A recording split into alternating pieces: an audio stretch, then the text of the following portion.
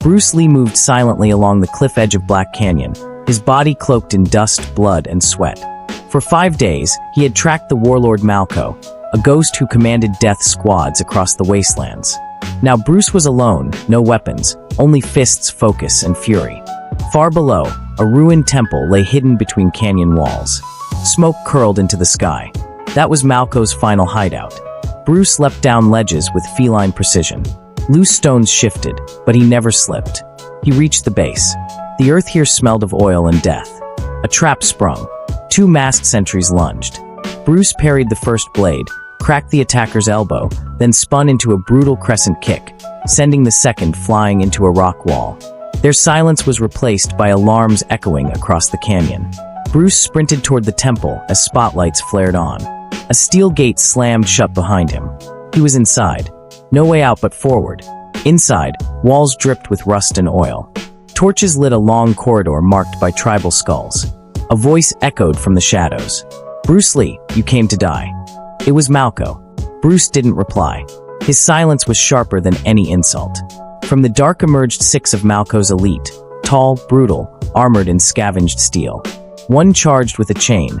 Bruce caught it mid-swing, used its momentum to yank him forward, elbowed his jaw, disarmed him. He flipped over the next, using his body like a springboard, kicking 2 others in the face midair. One fighter tried a spear. Bruce grabbed it, broke it in half, and used it as dual weapons. He moved like lightning, fluid and deadly. Every strike dropped a man. Every move was efficient, controlled. Silence fell. The 6 were down. Then Malco stepped into the torchlight.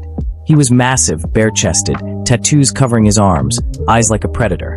He clapped slowly. "You are impressive. But here, the strong don't win. The ruthless do." Bruce replied, voice calm. "Then you already lost." Malco attacked with a war hammer.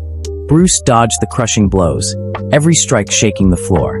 He moved in close, landed 3 brutal punches to the ribs. Malco grunted, then backhanded Bruce into a pillar. Dust fell from above. Bruce wiped blood from his mouth. His breath slowed. He felt the air, the tension. He became still. Malco charged again. This time Bruce ducked under, countered with a tornado kick. Malco stumbled. Bruce followed with a flurry of fists, ribs, throat, knee. Then, the dragon strike. A technique only he knew. 1-inch punch to the sternum, followed by a rising elbow and spinning heel kick. Malco collapsed. The torches flickered. Bruce stood over the warlord's body, chest heaving. He looked around. No more enemies. Just silence. He walked to the altar where Malco had hoarded stolen supplies. Among them, food, medicine, radios, hope for dozens of nearby villages. Bruce lit the final torch. The entire chamber glowed. He pulled down the warlord's banners and set fire to them.